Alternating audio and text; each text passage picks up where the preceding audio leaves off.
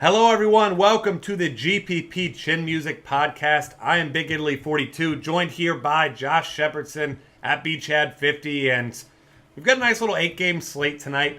Not a whole lot going on at pitcher. There's a guy that I intentionally didn't mention to you before that I'm going to talk about here and see what kind of look I get from you when I talk about him and some GPPs here. But that's what we're here for, talking about some GPPs, some guys you can target that are under-owned, maybe a little bit risky, but with some upside, and certainly want to try to find some contrarian plays, especially on an 8-game slate where there's going to be a lot of overlay in some spots here, I think, and some lineups with not a lot of pitchers you really feel comfortable with tonight.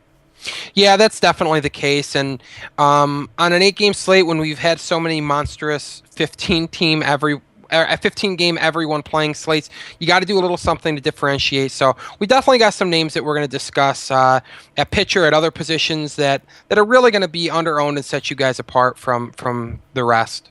All right, I'll just get right into it and go ahead and get my dirty look from you and from everyone else. This is a guy I mentioned on some podcasts earlier as a GPP play, so I'm going to talk about him again. And Jordan Lyles. Now, here's my reasoning. First of all, everyone is going to play Arizona bats. I like some Arizona bats as well, of course. But at the same time, Jordan Lyles, 12 2/3 innings so far, pitched in Coors Field. I know this game's not in Coors Field, but a better hitter environment, if there is one, from Chase Field. Has given up 2 extra base hits, both doubles. It's not allowed a home run yet on the season in 24 innings. Keeping the ball on the ground, 52.8%. 207 WOB allowed to righties. Righty dominant lineup coming up for the Diamondbacks here. 14% strikeout rate, you obviously don't like much. And his 11% walk rate is concerning. But at the same time, $5,500 on DraftKings, $6,300 on FanDuel. You can do a hell of a lot with the lineup with him. And if he gets you a quality start, which he's pretty much been doing each time out so far this year, I mean, you could load up on some hitters tonight. And I think that he's the ultimate contrarian play because everyone's on the opposing offense and no one will be playing him in that situation. I don't think that that's a terrible pick. Really tough on right-handers, as you noted. Very right-handed dominant lineup in Arizona. And their best hit, not only are they right-handed dominant, their best hitters are right-handed. Paul Goldschmidt right-handed, A.J. Pollock right-handed, Mark Trumbo right-handed. So you're really neutralizing some of their better bats. The price point is perfect if you want to pair him with our most expensive pitcher on the night, King Felix. You got to find some savings somewhere. Pair him on DK.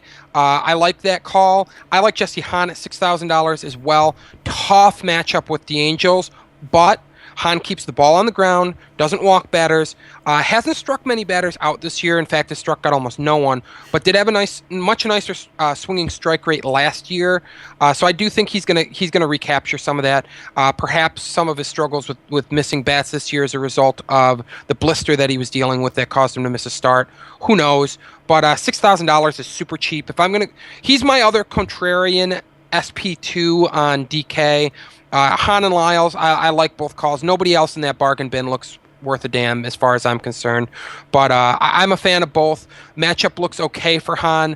Another right-handed dominant lineup, so going to get the platoon advantage there. So I think we're on the same page. Get these ground ball pitchers in situations where they have the favorable platoon split and they have good price points. So I'm with you. Yeah, and I think that's pretty much sums it up there. I don't like targeting guys with low strikeout rates or high walk rates, which Lyles has both. But like you mentioned, I mean, if it's a hitter's park, especially people are on the opposing team, which people will probably be on the Angels as well tonight, not as much as Arizona. But, I mean, ground ball pitchers, that's the way to go. Because even if you do get a guy on, you walk a guy, you force a double play, not only does it keep your pitch count down, but helps you pitch deep into games. I mean, keeps you out of big trouble. So these guys, neither one of those guys, knock on wood, has allowed a home run yet this season. So if they can keep the ball in the park tonight, I mean, that really, really minimizes the upsides of these opposing offenses.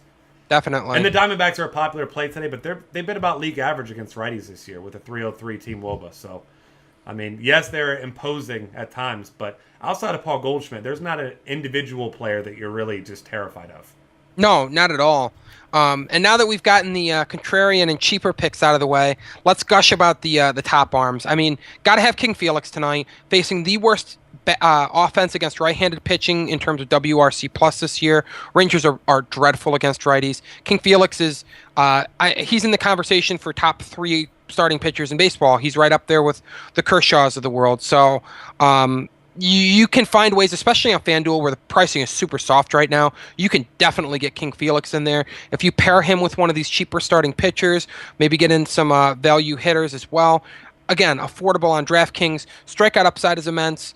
The potential to go deep in games is immense. I mean, he's averaging 7 innings per start this year. 4 starts, 28 innings pitched. You love when your pitchers can go deep in the game because that maximizes their chance at getting a decision. And lo and behold, King Felix has 3 wins in 4 starts this year. You don't hand it off to your bullpen and you take the ball yourself deep into the game, you're going to increase your chances of getting that W. And beyond him, love Garrett Cole. Garrett Cole is pitching and blossoming into the ace that was expected when he was drafted as the number 1 pick out of UCLA. Huge electric fastball, has had that forever, but secondary pitches taking another step forward, missing a ton of bats. Swinging strike rate is through the roof this year, keeping the ball on the ground at a rate over 60%, improving his walk rate while improving his strikeout rate, so that's a great combination. And Cubs, middle-of-the-pack offense in terms of WRC plus against righties, but do strike out quite a bit. Have one of the top 10 highest strikeout rates against right-handed pitchers, over 22%. So Cole's got some serious strikeout potential. Really like him. And then another name that we both agree on, Carlos Martinez against the Phillies, who are the second worst offense against right-handed pitchers this year in terms of weighted runs created plus. Big strikeout upside. Martinez took a step forward with his control this year. He's taken a little bit off of his fastball, but the control gains have been beneficial. Still missing bats at a high rate. And again, the Phillies, not a good lineup against right-handed pitching. And he's a monster batting favorite tonight. Yeah, and I mean, second highest strikeout rate so far this season of the pitchers on the board tonight behind Felix Hernandez at 27.6. So, I mean, huge upside. I mean, like you mentioned with Hernandez, just to put it in perspective, I mean, 3 of his 4 games, he scored 20 or more FanDuel points. Imagine that. You get 4 home runs, 4 solo home runs is 24 points. So you get King Felix tonight, he puts up another 20 burger, and your cash game lineups, you do not need a whole hell of a lot. You find yourself a couple values. We were talking before the show, I already easily built a lineup with a couple punts with Cruz and Adrian Gonzalez in a Felix Hernandez lineup tonight, and felt pretty comfortable with the other guys as well. So definitely you can make it happen with the soft pricing. And, yeah, those are the guys. If you're playing cash games, it's got to be one of those top 3 arms there. I mean, for me, 100% of my cash games will be King Felix tonight. I see no reason to go away from it. He's the best pitcher. He's been the best pitcher in the game so far this year. I don't really see any way to get away from it. No. All right, that's going to be it for pitchers. We'll be talking more about pitchers as we move on, but that's because we want to play hitters against them. Some guys in some not pretty spots that I cannot wait to see the opposite side abuse them. So moving over to catcher here, Stephen Vogt should be a pretty popular play, but I still like him in GPPs at his cheap price. I'm 3,100 on FanDuel, 37 on DraftKings. I know you're in the same boat as well. Like you mentioned, Matt Shoemaker's velocity's down. He's given up a ton of fly balls, 47.9%, highest of anyone on the day today. Already given up 3 home runs to lefties. So, I mean, throw Stephen Vogt in there with Ike Davis as well, and both those guys, the first 2 positions here, are in a good spot. Yeah, I love Stephen Vogt. I'm going to use him on possibly upwards of 100% of my DK rosters. The price point's just too good to pass up. Still a fair price point on FanDuel as well. So I really like Stephen Vogt a lot. 2 miles per hour lost, more than 2 miles per hour lost on the 4-seamer and the sinker for Shoemaker. Unless he's going to recapture that velocity overnight, I can see some struggles. I mean, you can't go from being a guy that is just cracking the 90 mile per hour mark with your fastball to dropping into the 88 mile per hour range and expect good results. There aren't many pitchers who can fare that way. Mark Burley is the exception to the rule, and he's left-handed as well, which is not a perfect comp. But point being, you can't throw that slow a fastball and expect not to get roughed up a little bit. And we've seen it. He's been roughed up a little bit this year. So I want Vogt. I like the idea of grabbing some Mike Davis with them. The other catcher that I'm looking at fairly heavily tonight, namely on FanDuel, where he's only $2,400, is Yasmani Grandal. Grandal's actually $100 more than Vogt on DraftKings, so I probably won't get any exposure to him there. But on FanDuel, got to get me some Grandal at 2,400. Is a nice guy to help offset the spending on King Felix if you're going to grab him. has been hitting fifth for the Dodgers. Not worried about his slow start with them. Great plate discipline numbers. Walking a lot. Strikeout rate's fine. His power didn't evaporate overnight. He'll be fine. And he's facing Ryan Vogelsong. Vogelsong not very good against left-handed batters. So get me some Grandal on FanDuel. Save me some money and get me some King Felix or Garrett Cole over there. And really try and load up on pitching points and then nab some hitters like Grandal to blow up the hitter points too. Yeah, I'm with you there. I mean, those are about the only guys I'm really targeting. One other guy, if you want a bare minimum guy, and he's power or nothing, striking out a ridiculous clip right now, Mike Zunino. Does have some power, 2,200. Single bullet only for me because, I mean, the guy's not getting on base. He's 7 for 56 this year, so, I mean, the guy is not hitting the ball. But when he does hit it, he's got a ton of power at that position. So I guess you can go that route. I'd still prefer Grandal at 2,400. I'm with you there. Same here. All right, moving over to first base, you've got some big bats here that are probably going to go under-owned. If you're not going with Garrett Cole, I mean, Anthony Rizzo is always in play at 4,300. I like Garrett Cole too much to be targeting many Cubs bats, but single bullet, I mean, look at his recent game logs. I mean, the guy's getting you positive points each time, starting to hit for some power. I mean, his last 4 games, 13-3, 6-3, so the guy can do it all. I prefer Adrian Gonzalez to him by a lot against Ryan Vogelsong tonight at $4,400. $100 more. Much better matchup. Vogelsong been awful against lefties throughout his 50-year career so far. And in this short season this year, 548 WOBA allowed and 3 home runs. So, and even better for this whole Dodgers offense, Ryan Vogelsong, 12.1% strike or walk rate, the highest of any pitcher with more than one start on tonight's slate. And the Dodgers just so happen to be the best team against right-handed pitching in the league. And they happen to be walking the most against right-handed pitching this year. So that right there tells you there will be base runners, and there will be Ryan Vogelsong getting hard. Yeah, I'm guessing the latter probably, or the former probably isn't going to be happening for Ryan Vogelsong. The other name I'm looking at first base is Justin Morneau. I think his ownership might be slightly depressed because he's not at Coors Field, but I mean, who's complaining about Chase Field? Chase Field has great ballpark factors for lefties and righties. Highest total on the board tonight at 9. Gotta love the cleanup hitter from the Rockies. And we know Josh Colmenter struggles with left-handed batters, so I want some Justin Morneau exposure. Just $3,400 on FanDuel really offers you some salary relief to spend elsewhere. $4,800, don't love the price point on DraftKings. Probably going to pay the extra 100 to get Adrian Gonzalez, or maybe dip down a little bit lower for like a lot lower for an Ike Davis. But yeah, I mean, I really like Justin Morneau on FanDuel quite a bit tonight. Yeah, I'm with you there. I mean, if I can't afford Gonzalez in my cash games, I'm all about Morneau, getting him there as well. I think he's a great tournament play. I mean, the guy's on fire, too. 10 hits in his last 4 games, 2-3, 2-3. Extra base hits in 2 of those 3 games. He seems to be the guy that just kind of slips through the cracks with the Rockies. Everyone's Corey Dickerson, everyone's Carlos Gonzalez, even when he was struggling. Of course, everyone's Tulo. And then Morneau's just sitting there raking in the cleanup spot and on no one's roster. So I'm with you there, especially FanDuel. He's got a tremendous price tonight. Yep.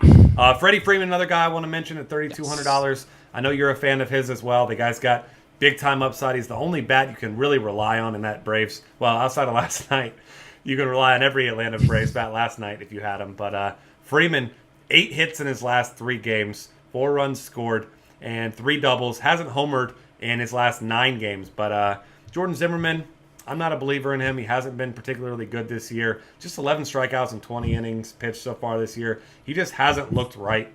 His fly ball rate's higher than you like it to be. He's getting mashed by lefties, 391 WOBA allowed.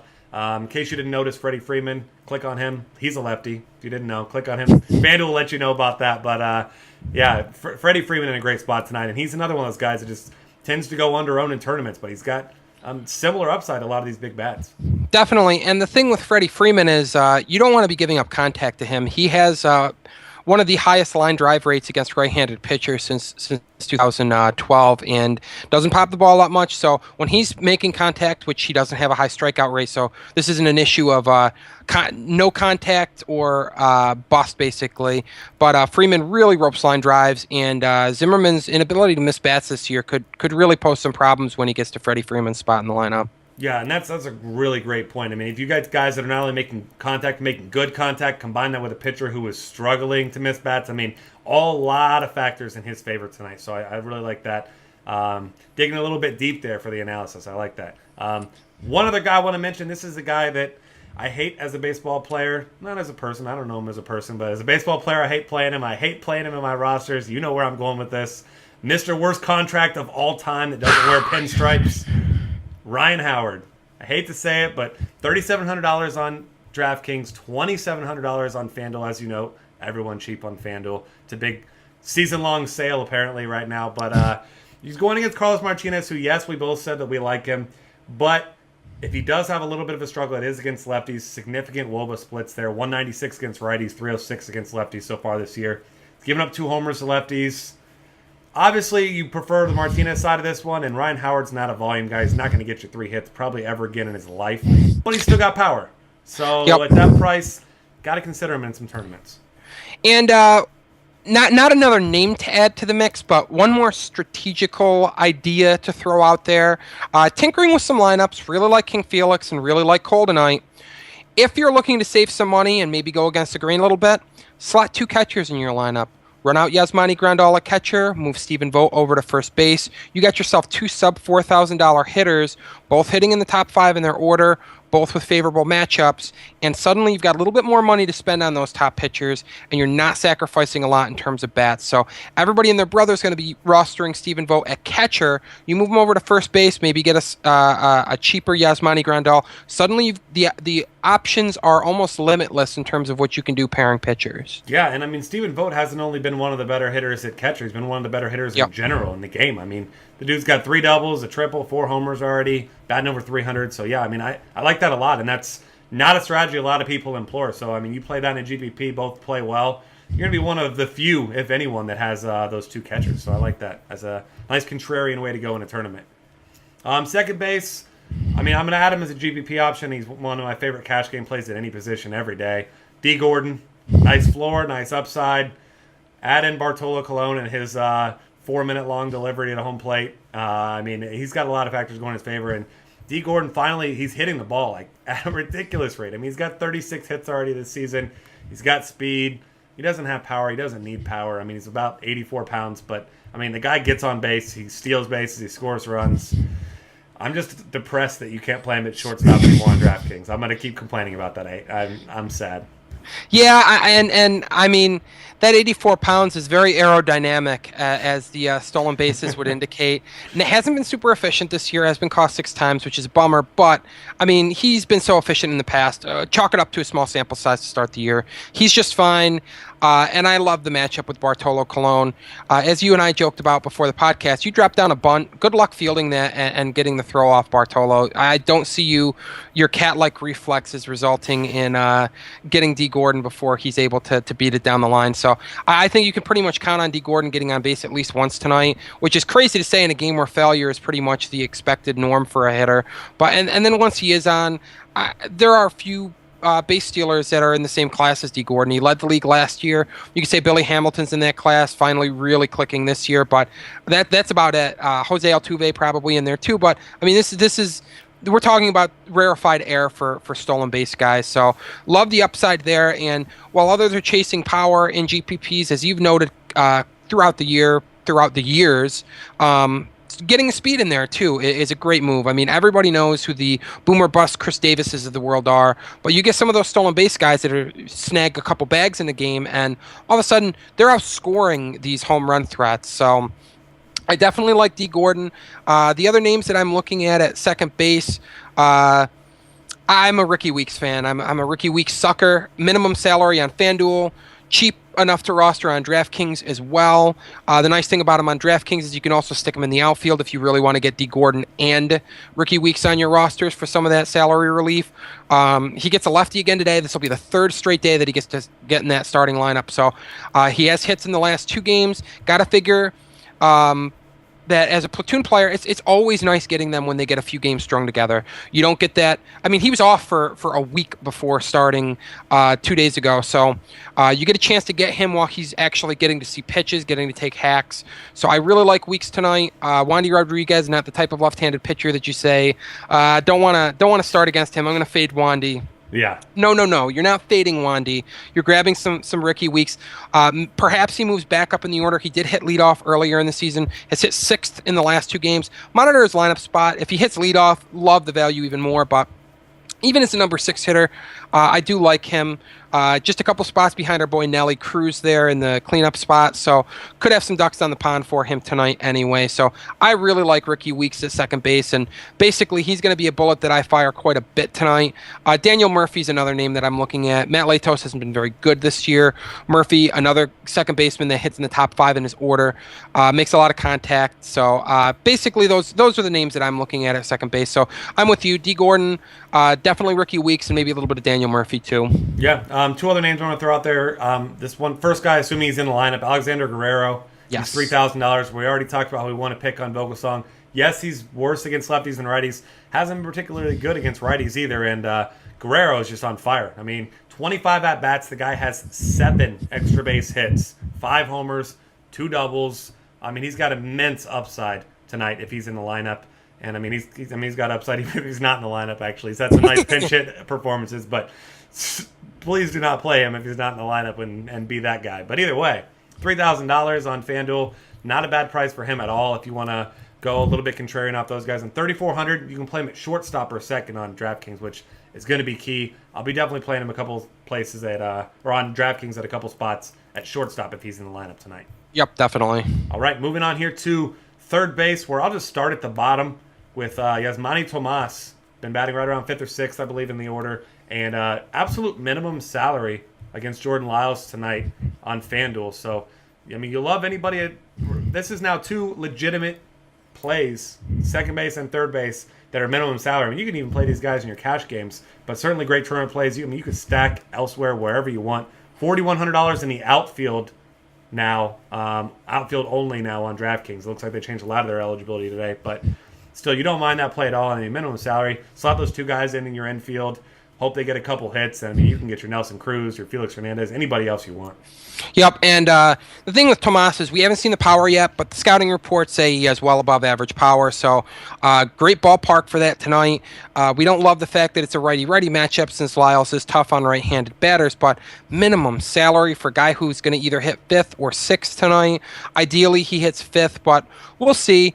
It does remain to be seen until lineups come out, but love the above-average power, love the ballpark factors, love the betting line. Like there's plenty of reason to find to spend $2,200 on Yasmani Tomas on FanDuel. Not going to use him on DraftKings, $4,100 and only outfield eligible. No, thank you. We can do better there, but on DraftKings I should say. But on FanDuel, definitely going to get me some Tomas. Yeah, and I think you agree. Third base is one of the weaker positions tonight, if not the weakest. So if I can get a $2,200 guy, and another great thing looking at what he's been doing is he's been on base every time that he's started. If by walk or by hits, 2 multi-hit games in his last 5 starts, and he has at least one, or he has 1 walk in each of his last 4 starts as well. So even stole a base. So, I mean, the guy, he's getting on, he's giving you chances, and he should have some RBI opportunities behind those big bats. And Arizona, despite the fact that I did talk about Jordan Lyles as a GPP play, they do have the highest team total on the night tonight. So Vegas right there saying Yasmani Tomas, if they were sponsored by DraftKings then or FanDuel,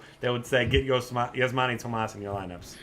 Yeah, the other name that I'm looking at third base, I expect Matt Carpenter and Nolan Arenado to be your 2 highest owned third basemen. Yeah. I love Garrett Cole. I preach that he's an ace, but on the rosters I don't have him. I'm going to grab Chris Bryant and hope he finds the seats for the first time in his big league career.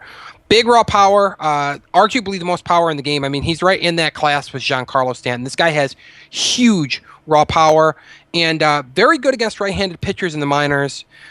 He can really hit the ball. Great plate discipline and not overwhelmed by the big leagues yet. Cheaper than Carpenter on both sites and cheaper than Arenado. I'm sorry, 100 more than Arenado on FanDuel. Same price as Arenado on DraftKings. People are going to be on Arenado because of that betting total at Chase Field and the softer matchup with Josh Colmenter. So if you're looking for a slightly under-owned player that can get you ahead of your peers in these contests, Chris Bryant looks like a nifty swerve play to me, which seems crazy to call Chris Bryant a swerve play, but just looking at the matchups, one has to think that Arenado and Carpenter, you're going to be your top 2 owned third baseman. Oh, easily. And FanDuel specific, one more third base. It's a righty-righty matchup, so not necessarily ideal, but Kyle Hendricks hasn't been great. He's been a contact pitcher, not walking anyone, which is great for him, 1.6%. But Josh Harrison's only $2,800, been leading off for the Pirates. So, I mean, he's got a little bit of power, a little bit of speed. I don't like his price on DraftKings. Probably won't play him there at 4,300. But at 2,800, like I mentioned, I hate third base tonight. So I'm going to be getting myself some swerves. I mean, you got to go elsewhere. I think Tomas will end up probably being fairly highly owned tonight at 2,200 because of that price tag. So if you need to swerve somewhere, I don't think he's a bad pivot. I don't either. All right, moving on to shortstop, which is another position not a huge fan of tonight. This is where it's tough. Andrelton Simmons is the guy who, if he's batting second, again, I like him at 2,400 on FanDuel.